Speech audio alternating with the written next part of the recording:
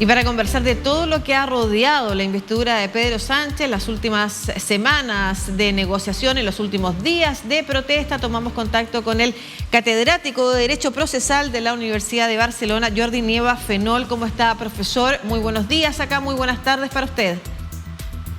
Buenos días para ustedes. Muchas gracias por estar en contacto con toda Latinoamérica. Antes de preguntarle específicamente por los aspectos técnicos que tienen relación con los temas más complejos que ha significado la negociación entre el Partido Socialista y Junts, que incluye este proyecto de ley de amnistía, quiero preguntarle sobre el momento político y la sensación fuera de Madrid. Además que para nosotros es bien interesante eso, poder conectar con una visión que hay en Madrid, pero que otra que está fuera de Madrid respecto de finalmente la investidura de Pedro Sánchez, que es lo que acaba de suceder. Claro, yo estas visiones intuitivas acostumbro a no hacerles demasiado caso porque al final dependen de con quién habla uno o cuál es su círculo de amigos, ¿no? Si es pues más favorable o es más desfavorable pues a un determinado candidato o a una determinada opción política, ¿no? Pero bueno, digamos que viviendo aquí y un poco pues haciendo el comentario que le podrías hacer a un amigo, sí que se percibe por las personas con las que hablo pues bastante tranquilidad aquí en Cataluña en general, que es donde vivo yo. Probablemente también en el resto de España no he detectado, digamos, grandes momentos de crispación que sí que en otras ocasiones pues eran más perceptibles. Y en Madrid yo diría que la contestación, digamos, a esta investidura ha durado pues hasta el día de hoy, pero no me atrevería ni muchísimo menos a decir que era mayoritaria. Me parece que estaba ideológicamente muy concentrada en un determinado sector político. Perfecto, un determinado sector político, la derecha y la ultraderecha, y en particular se vieron bastante manifestaciones vinculadas a la ultraderecha, incluso al fascismo español, y cierta elevación del tono más allá de lo que habíamos visto el último tiempo en España, precisamente incluso en las propias asambleas, pero además en los discursos. Y ahí le quiero pedir una reflexión respecto de el tono político y la polarización, como usted bien señala, quizás no en la población, pero sí en los liderazgos y el peligro que puede acarrear, por ejemplo, el ver que la conversación y la discusión en torno a las negociaciones han llegado a manifestaciones en las que se habla de traición, en las que se habla de muerte a cierto liderazgo. No sé si hay alguna reflexión también que hay que hacer o si es tradicional en España y nosotros recién nos estamos dando cuenta de eso. Yo diría que esto está siendo tradicional ya en bastantes estados, ¿no? Porque si uno, por ejemplo, ve la política en Estados Unidos, la verdad es que llevan bastante tiempo diciendo cosas tan hermosas como, por ejemplo, Democrat, ¿no? O sea, no demócrata, sino democrata, ¿no? Para entendernos, ¿no? Esto, pues, no es algo bonito, ni muchísimo menos, ¿no? Y las cosas que ha llegado a decir Donald Trump durante su mandato y ahora mismo, pues, que no es presidente, tampoco es, digamos, un ejemplo muy edificante, ¿no? Sí, de todas maneras, esto, pues, perdón, solo para hacer un punto, usted tiene razón, no es algo que estemos viendo solo en España, es algo que estamos viendo en distintas partes y América Latina tampoco es la excepción, pero sí quiero hacer una reflexión respecto de si hay que acostumbrarse a esta nueva forma de hacer democracia y de discutir en la democracia, o usted cree que podríamos estar llegando a momentos donde esto deja de ser palabras y terminan siendo discursos de odio que pueden incitar acciones. Hombre, yo puedo expresar un deseo. Ojalá pues esto no vaya hacia adelante y no pasemos de las palabras a los hechos. Aquí en España el lenguaje yo creo que siempre ha sido grueso, ¿eh? Es decir, sobre todo de determinados sectores políticos. Otra cosa es que después eso ya se ha transformado en hechos, y eso en España pues solo ocurrió una vez muy concreta en 1981, que hubo un intento de golpe de Estado. Pero más allá de eso nunca se ha pasado de las palabras a los hechos y ojalá que nunca sea así. Ahora, claro, evidentemente no se puede jugar con fuego, no se puede pensar que todos los ciudadanos tengan el mismo nivel de deliberación y de prudencia, y a partir de ahí pues que eso pueda azuzar o pueda atizar, digamos, algunas reacciones que no sean aceptables desde ningún punto de vista, pues es algo que no se puede excluir, pero insisto, ojalá no ocurra porque hasta ahora no ha sucedido. Claro que sí. Bueno, y se lo pregunto porque dentro de las manifestaciones que se han visto en esta semana, términos como rojo u otros a propósito de insultos y haciendo referencia a los movimientos falangistas de la guerra civil, en fin, han estado presentes. Y han estado presentes en este contexto también de llamados de traición y otros que han sido alentados por liderazgo, por el acuerdo que ha logrado el PSOE de Pedro Sánchez y Junts, ¿no es cierto?, que incluye, para lograr los votos para la investidura, esta amnistía, este proyecto de ley de amnistía, que yo creo que me parece importante, primero porque no hemos entregado toda la información, diferenciar de lo que han sido los indultos, además que ayer Pedro Sánchez sacó a colación en el propio escenario de la Asamblea. ¿Por qué se habla de amnistía y no de indultos? Bien, porque en España se ha establecido una distinción entre las dos instituciones que, digamos que conceptualmente tampoco tiene tanto sentido como muchos le quieren dar. Y básicamente la amnistía sería una institución que permite olvidar unos hechos en principio delictivos antes de que sean juzgados, eso en principio, sin excluir algunos que ya lo han sido, ¿no?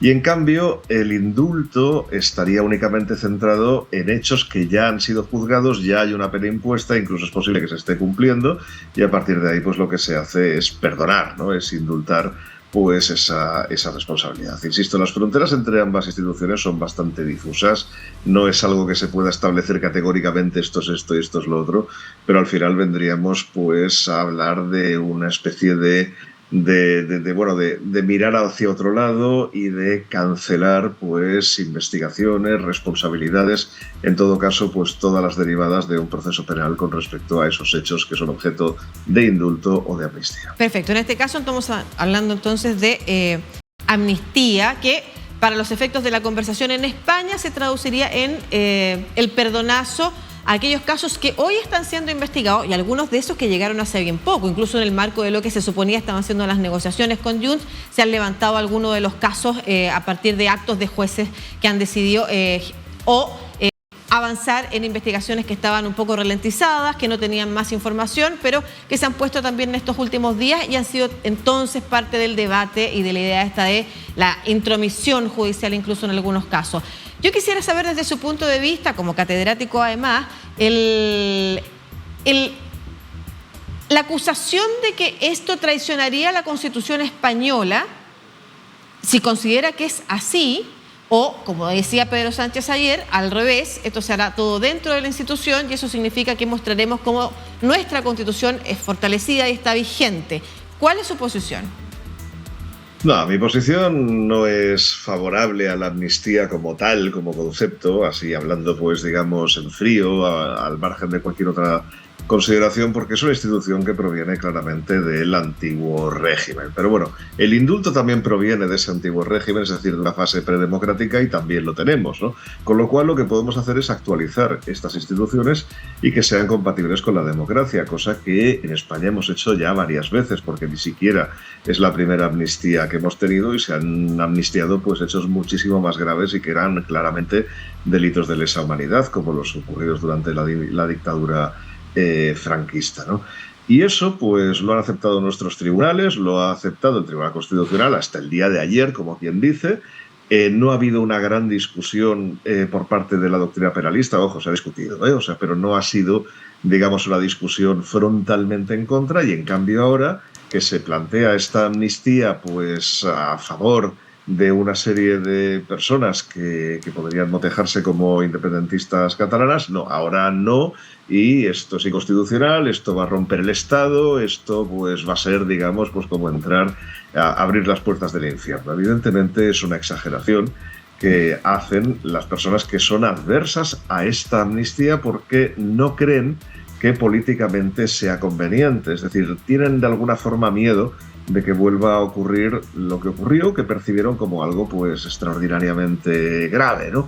Y entonces, pues claro, les parece que la fuerza que ha tenido el proceso penal para reprimir este tipo de conductas ha sido potente y, por tanto, pues habría que mantenerla. Yo soy más bien de la opinión de que estos procesos penales, la verdad es que han sido contraproducentes, han creado pues más conflicto que otra cosa, y que es momento de pasar página, y como muestra un botón, es decir, tenemos el ejemplo de indultos que ya se han concedido en este caso concreto Y eso ha traído unos efectos balsámicos a toda esta situación. Es decir, es que eso no se puede negar la evidencia. Insisto, luego otra cosa es que ideológicamente te dé más o menos rabia esta amnistía. Pero claro, poner en cuestión una ley o una institución simplemente porque no estás de acuerdo con esta amnistía me parece imprudente y me parece incluso peligroso de cara al futuro, porque a lo mejor en el futuro sí que se da una situación en la cual dirías, qué bien me vendría ahora tener una amnistía. Ah, no,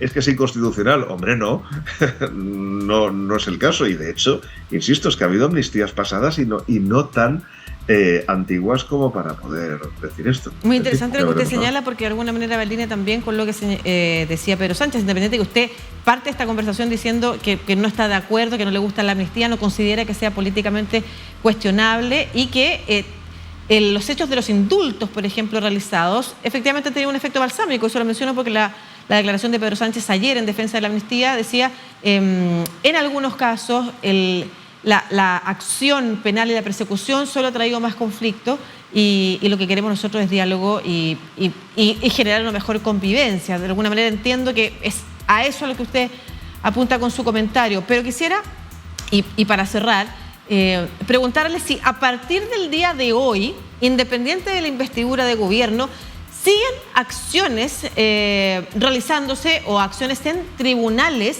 que quisieran impedir, por ejemplo, el acuerdo o que pudieran impedir el acuerdo y entonces también de alguna manera señalar que la investidura no ha sido válida.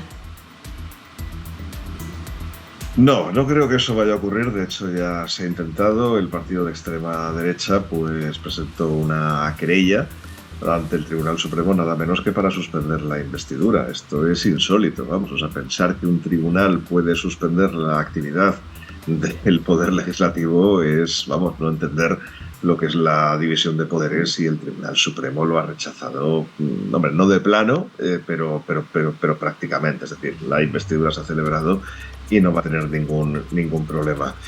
Y a partir de ahí, claro, ¿qué pueden hacer pues los tribunales? A ver, yo creo que una cosa es la batalla antes de la investidura y otra cosa es, una vez que la investidura se ha producido, qué es lo que haces después, ¿no?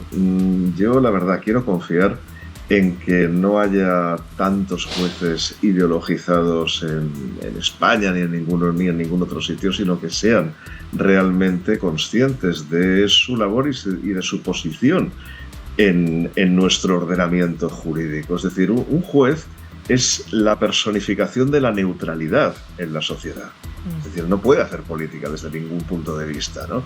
Y a partir de ahí, claro, meterse en cuestiones que efectivamente son políticamente sensibles es un tremendo error, además muy contraproducente para la imagen de la justicia, pero incluso para ese mismo juez, porque al final, a ver, la historia te juzga o incluso te pueden juzgar tus mismos tribunales si te has extralimitado excesivamente, y ya hemos tenido casos así en España, ¿no? O sea, hubo un juez en Canarias que prácticamente persiguió una causa, ¿no? Porque podía perjudicar pues a una colega incluso que pertenecía pues a un partido político que a él supongo que no le gustaba, y ese juez ha acabado condenado. Es decir, es que estas cosas son extraordinariamente peligrosas, es jugar con fuego, y espero pues que esto se imponga lo más razonable y no suceda. Ojalá.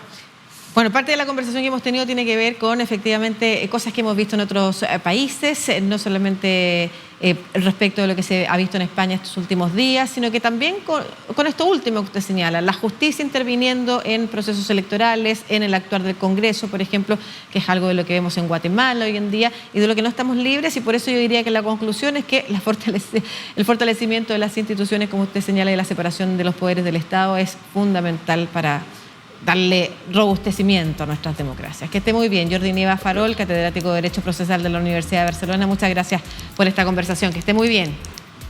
Muchas gracias a ustedes. Un placer y un saludo para Chile.